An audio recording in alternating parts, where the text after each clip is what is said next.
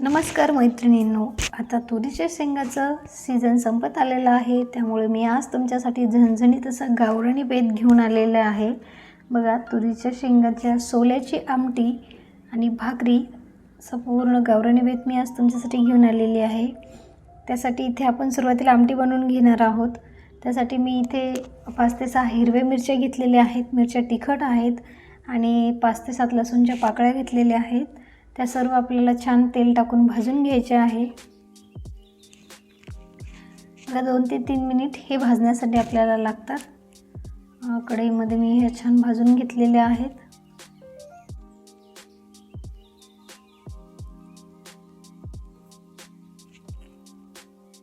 आता हे मिरची आणि लसूण आपल्याला काढून घ्यायचं आहे एका प्लेटमध्ये।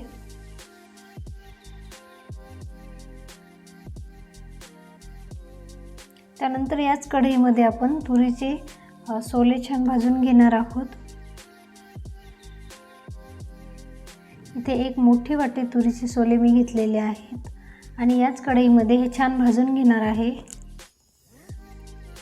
बघा, 5 ते 7 मिनिट आपले हे भाजण्यासाठी लागतात सोले। त्यामध्ये मी थोडं मीठही टाकून घेतलेलं आहे, त्यामुळे सोले लवकर भाजतात आणि छान भाजतात। सोले भाजत असताना गॅसचा जी फ्लेम आहे ते एकदम कमी ठेवायची आहे। कमी गॅसवरती आपल्याला सोले भाजून घ्यायचे आहे। सोल्यांचा छान कलर बदलतो तेव्हा समजून घ्यायचं आपले सोले छान भाजलेले आहे। कमी गॅसवरती हे सोले भाजायचे आहे। अशा पद्धतीने आपले सोले भाजलेले आहेत। 5 ते 6 मिनिट हे सोले भाजण्यासाठी लागलेले आहेत मला। आता याला आपण मिक्सरमध्ये बारीक करून घेणार आहोत।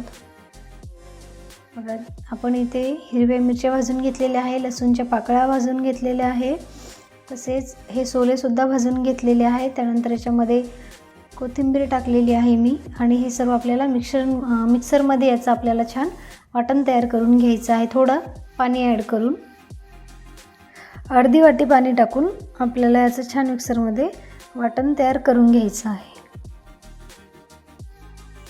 बघा, अशा पद्धतीने मिक्सरमध्ये सोल्यांचं वाटण तयार करून घेतलेलं आहे। सोल्या, हिरव्या मिरच्या आणि कोथिंबीर एकत्रच मी वाटून घेतलेलं आहे। आता त्याच कढईमध्ये आपण तेल घेणार आहोत।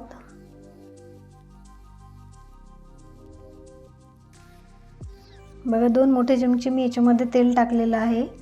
तेल छान तापल्यानंतर त्याच्यामध्ये टाकलेली आहे मोहरी, कढीपत्ता आणि थोडंसं मी हिरव्या मिरच्याचा ठेचा याच्यामध्ये टाकलेला आहे। हिरव्या मिरच्या आणि लसूणचा पेस्ट मी याच्यामध्ये घातलेली आहे। तसंच आपण जे सोल्याचं वाटण बनवून घेतलं होतं ते सुद्धा याच्यामध्ये टाकलं। त्यानंतर अर्धा चमचा जिरं पावडर आणि अर्धा चमचा धने पावडर याच्यामध्ये मी टाकलेलं आहे। आता हे छान आपल्याला तेलामध्ये भाजून घ्यायचं आहे। त्यामध्ये टाकलेली आहे हळद आणि चवीनुसार मीठ। बघा, 3 ते 4 मिनिट आपल्याला हे तेलावरती छान परतून घ्यायचं आहे कढईमध्ये आणि नंतरच याच्यामध्ये आपल्याला पाणी टाकायचं आहे। तर आपण जे पाणी याच्यामध्ये वापरणार आहोत ते आपल्याला आधी गरम करून घ्यायचं आहे आणि त्यानंतर ह्या आमटीमध्ये आपण ते पाणी सोडत आहोत। बघा, साईडला मी गॅसवरती पाणी तापवून घेतलं होतं। आता हे पाणी मी याच्यावरती टाकत आहे। जेव्हा आपण कुठल्याही भाजीमध्ये जेव्हा आपण पाणी ओतत असतो तेव्हा ते पाणी जर आपण गरम करून घेतलं तर आपल्या भाजीची जी फ्लेवर आहे तो टिकून राहतात। त्यामुळे खिचडी असो, खिचडी करत असताना सुद्धा पाणी गरमच करायचं असतं किंवा वरण जेव्हा आपण फोडणी देतो त्यामध्ये सुद्धा गरमच पाणी वापरायचं। कुठलीही जेव्हा पाण्याची आपण भाजी करतो, पातळ भाजी, त्यावेळेस पाणी आपण त्याच्यामध्ये गरम करून जर वापरलं तर जे भाजीचे नॅचरल फ्लेवर आहेत ते टिकून राहतात। आता हे मिश्रण या पाण्यामध्ये छान मिक्स करून घ्यायचं आणि आपल्याला भाजी किती पातळ किंवा किती दाटसर बनवायची आहे त्यानुसार त्याच्यामध्ये पाणी टाकायचं आहे। ते 2 ग्लास पाणी मी टाकलेलं आहे।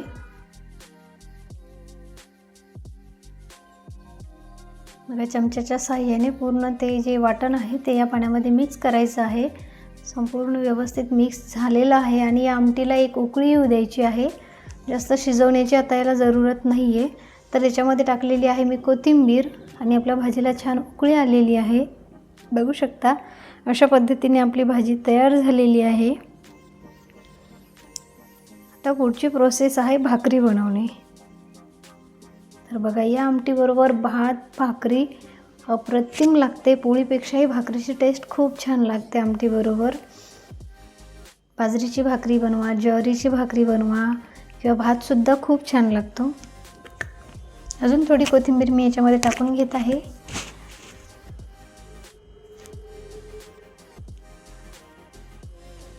तर बघू शकता छान अशी आमटी आपली तयार झालेली आहे. आता आपण आमटी बाजूला ठेवूया आणि भाकरी बनवायला सुरुवात करूया. बघा इथे घेतलेलं आहे मी एका ताटामध्ये 1 प्लेट ज्वारीचं पीठ. त्यामध्ये टाकलेलं आहे चवीनुसार मीठ आणि आता याची आपल्याला छान भाकरी करून घ्यायची आहे.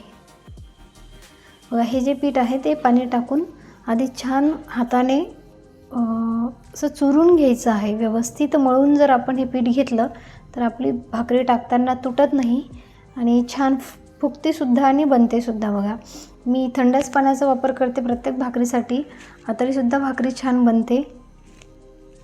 बघा अशा पद्धतीने हातावरती हे करून आता ही मी हाताने थापून घेत आहे. बघा आपल्या ज्या आज्या होत्या तर मस्त दोन्ही हातांनी अशा भाकरी थापत होत्या.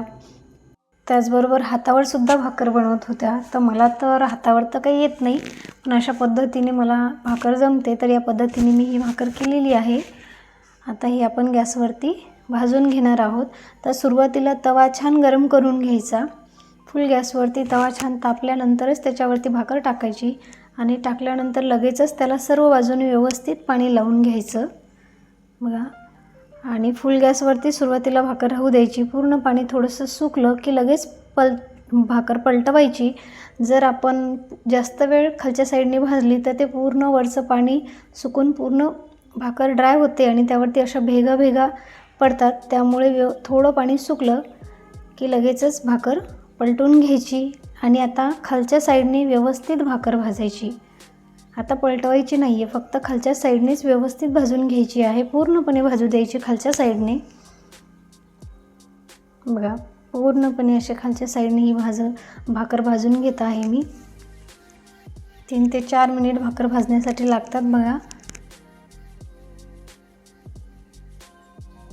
खालच्या साईडने भाजत असताना सुरुवातीला फुल गॅसवरती आणि नंतर गॅस कमी करायचा आणि खालच्या साईडने व्यवस्थित खरपूस अशी भाजून घ्यायची.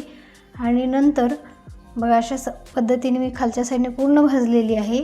आणि आता वरच्या साईडने मी तवा काढून गॅसवरती भाजून घेत आहे. तुम्ही तव्यावर सुद्धा भाजू शकता आवडीनुसार. बघा अशा पद्धतीने गॅस कमी जास्त करत आपल्याला ही खालच्या साईडने भाजून घ्यायची आहे. बघा आपली भाकर छान फुललेली आहे. बघा टम्म अशी आपली भाकर फुललेली आहे. आता माझ्या काही लाडक्या मैत्रिणी म्हणतील आम्ही महाराष्ट्रातच राहतो, आम्हाला काही भाकर बनवता येत नाही आहे का? भाकरीचा सुद्धा व्हिडिओ टाकला ताईंनी. तर असं नाही आहे. माझी एक आंध्र प्रदेशची मैत्रीण आहे, तिने मला स्पेशल सांगितलं की माझ्यासाठी प्लीज भाकरीचा व्हिडिओ बनव, मला शिकायची आहे. त्यामुळे हा स्पेशल मी तिच्यासाठी माझ्या मैत्रिणीसाठी हा व्हिडिओ बनवलेला आहे भाकरीचा. बहुत टॅलेंटेड आहे. आता इथे मी भाताची छान अशी वाटी बनवून घेतलेली आहे आणि त्याच्यामध्ये आमटी ओतत आहे. जेव्हा मी ही वाटी बनवली तेव्हा माझ्या मुलाने खूप माझं कौतुक केलं. मम्मी आप बहुत टॅलेंटेड हो, ये हो. त्याला खूप आवडली ती वाटी. त्यानंतर मी अशा पद्धतीने एक वाटी बनवली आणि त्यामध्ये ही आमटी ओतून घेत आहे. बघा भाताबरोबर सुद्धा ही सोल्याची आमटी छान लागते. तर आता तुरीच्या ज्या हिरव्या सोले आहेत ते खूप कमीच दिवस मिळतात, त्यामुळे याचा भरपूर आनंद घ्या. वेगवेगळ्या पद्धतीने याच्या रेसिपीज ट्राय करा आणि त्याचा सोल्यांचा आनंद घ्या. तर मी आता टेस्ट करते भात कसा झालेला आहे, आमटी कशी झालेली आहे.